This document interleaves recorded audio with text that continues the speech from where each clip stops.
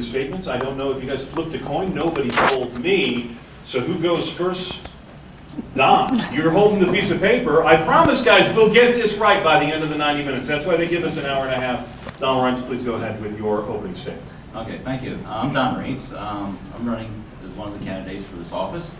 The reason I'm running is I got tired of Congress, a country club Congress, closed office that seems to spend too much money, and they continually break their promises. I grew up outside of Minot, Illinois. I got my degree from Minot Dana Rutherford High School. I got 2 degrees from Illinois Central College and 1 degree from Illinois Valley Community College. I was prison guard for 6 years.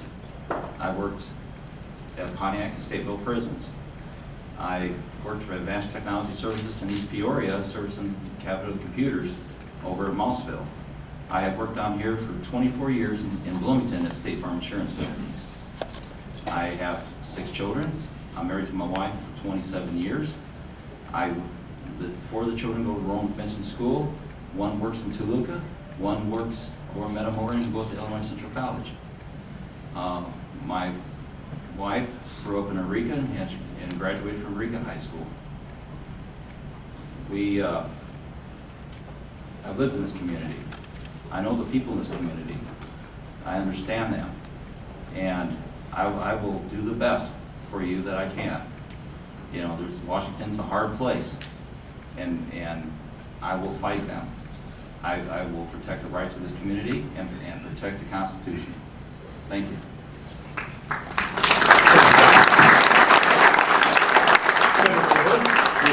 Thank you. Thank you, Ben, and I want to say thank you for the opportunity to be here for this debate tonight. I want to thank the McLean County Republican Women, McLean County Tea Party, and the McLean County Central Committee for this debate. You know, there's 2 things that make me who I am, and that is my faith in God and my family. And I'm happy to be joined tonight by my wife, Kristen. Kristen and I have been married for 14 years this year. We're blessed to have 3 sons, 13, 11, and 8. And we're raising our children in Central Illinois. And we love Central Illinois. Central Illinois has been great for us. And the best part about my day is seeing my kids in the morning or coming home at night and walking through that door and seeing my children. And what makes Central Illinois special for raising children is why we're here. And the second part of who I am is a strong faith in God. Everything that I do in my life is guided by my faith in God. I'm a strong practicing Catholic. In the Peoria area, we belong to St. Vincent de Paul Church. And those are the 2 things that make me who I am. And in Springfield for the last 4.5 years, I'm proud of my record there in representing Central Illinois.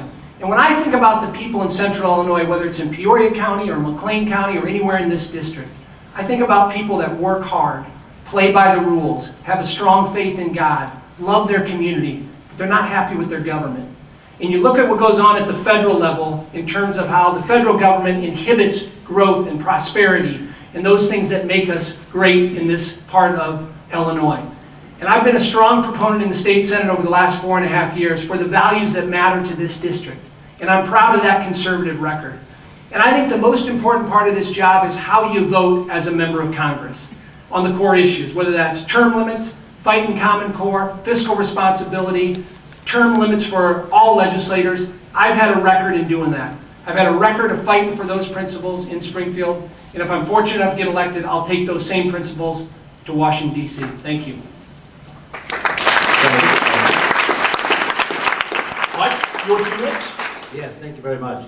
I hope, actually, there isn't a budget deal tonight, because I don't think there's anybody in the Senate to put it into place.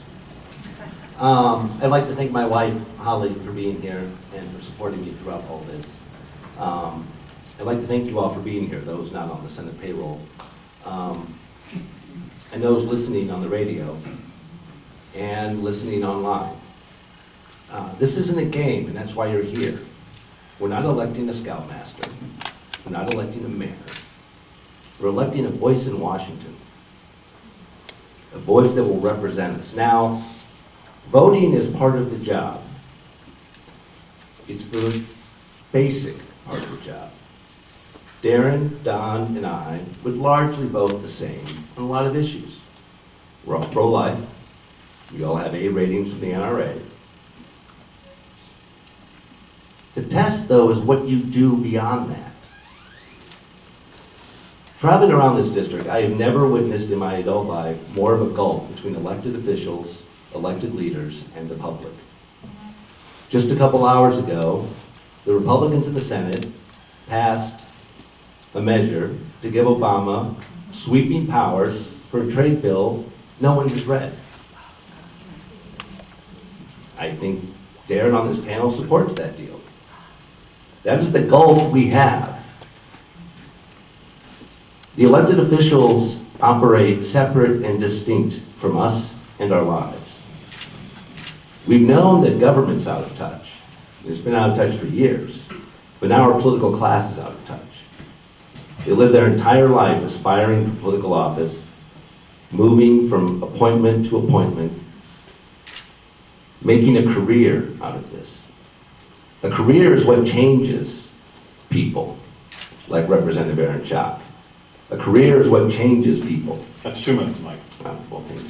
We have a wonderfully dutiful timekeeper, Ashley, who is going to keep you on, and we'll give you a little bit of latitude. We will. Please give her a round of applause. She's doing it perfectly now.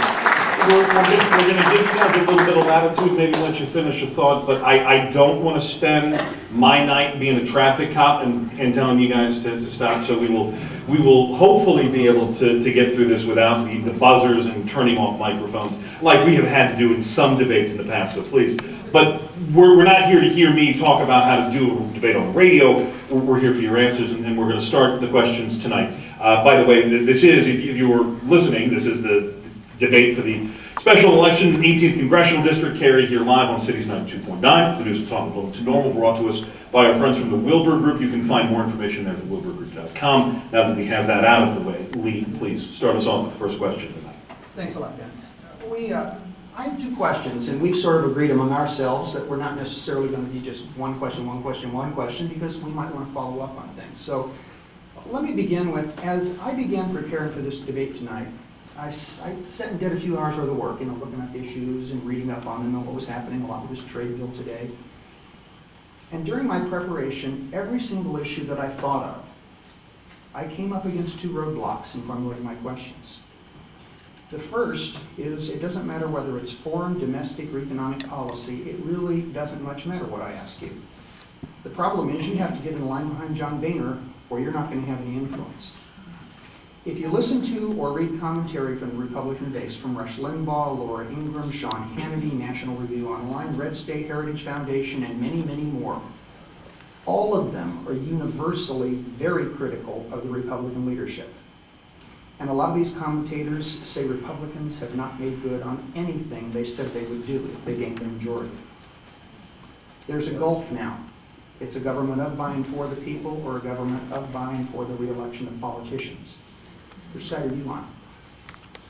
Senator Lewitt, we'll start with you. Thank you. Thank you, Lee, for the question. I've been very critical of the Republicans in Washington, D.C. You would never know that the Republicans took over the U.S. Senate. You'd think Harry Reid is still in charge. If you look at the majority in the House, we have a bigger majority, but we haven't been leading.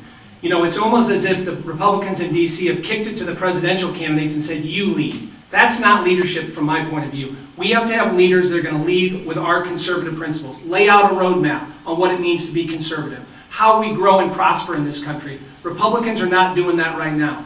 What I've said is I've had a record in the state Senate of opposing leadership. In 2 different elections in the state Senate, I've opposed our Republican leader in Springfield. Now, it wasn't easy to do. I lost out on a committee assignment. I lost out on a leadership spot. But I thought it was the right thing to do, and I paid the consequences. I'll take that same attitude to Washington, D.C. We need to have leaders that are going to lead with our conservative principles, and I'll promise to do that just like I've done in Springfield. Don, please go ahead. Your answer.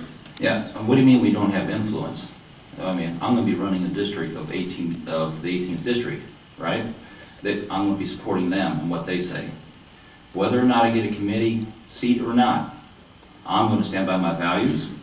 I'm going to fight against whoever goes against my values, and if they decide not to put me on committee for political reasons, I think that's wrong. You know, I'm a Republican, just like John Boehner. And, you know, will he have the seat in 2018? You know, we need to look at that. And there are other people that will fight as well. And we need to stand together and fight against anything that goes against the principles of the people of this district and goes against the principles of our Constitution. Don, you have a little bit more time, anything else? No, Short, well, sweet I to think the point, I've works never- for radio I've never- every time. Now, Yeah. don't worry about me. Do I have this time? I've never ran for office before, so I don't talk a lot. I try to do a lot. I like to have things produced, not just talk about it. I want to make sure you have the opportunity for full 90 seconds. Mike, you still have your 90 seconds, though. All right. I will not vote for John Boehner for Speaker. Period. I will not go to Washington and fundraise with his leadership team, like somebody on this panel. I will not send out regular email solicitations to all the lobbyists in Washington begging for money, like someone on this table.